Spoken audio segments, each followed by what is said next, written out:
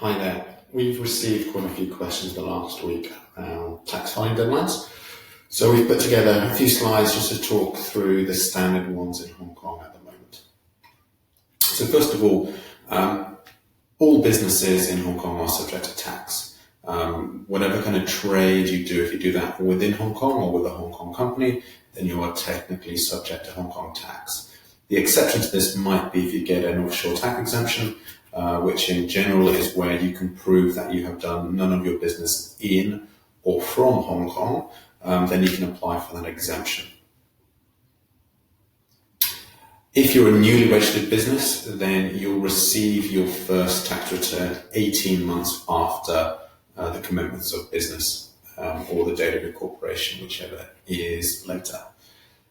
If you're a continuing business, then each year, generally at the start of April, although this year it was the start of May, the Inland Revenue will send out the profit tax returns and they'll arrive in the mail to your registered business address or another address if you've advised them of that.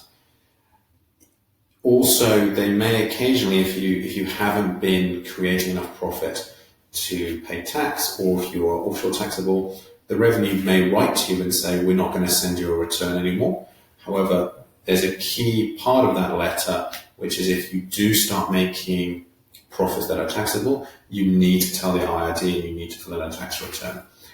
On an ad hoc basis, the IRD will request a tax return even for those businesses that they have said don't need to do them.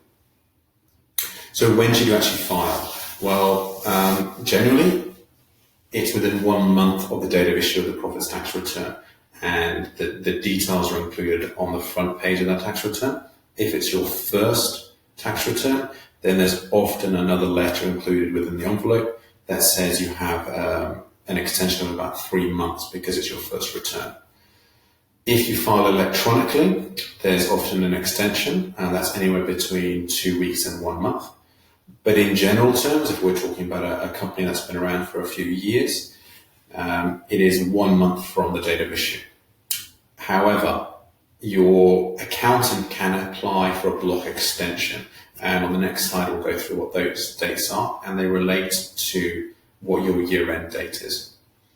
So clicking it from the top, for what they call ENCODE returns, so that's an accounting date between the 1st of April and 30th of November. The return date due deadline is automatically extended to the 30th of June. For the decode, which are essentially year ends within the month of December, it's extended to the 17th of August. For M-code, which is the first quarter of the year, it's extended to the 16th of November.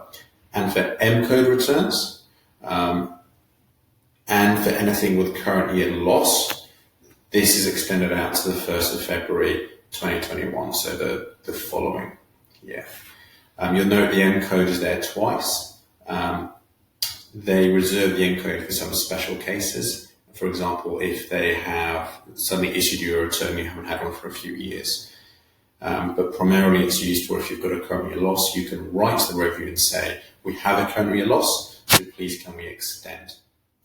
Those are the key deadlines. Now, as we said on the prior slide, you have to apply for these. As an individual, you can do it, but in general, you have your auditor or accountant apply for these in bulk and they will provide them. And then lastly, we've had a few clients say, oh, do we need to be audited? And, I'm going to fill the tax return by myself. Under company law, you need an audit, unless dormant, when you can then defer it. If you're a foreign company that's registered in Hong Kong, you may not need an audit. It relies on if you need an audit in your foreign jurisdiction. Our strong advice is that the audit should be done before the tax filing, because you may actually have to attach it or submit it separately, so those numbers should always agree. That's it. It's good to put those dates in your diary and make sure you talk to your accountant and your auditor to make sure that these happen quickly and on time. Thank you.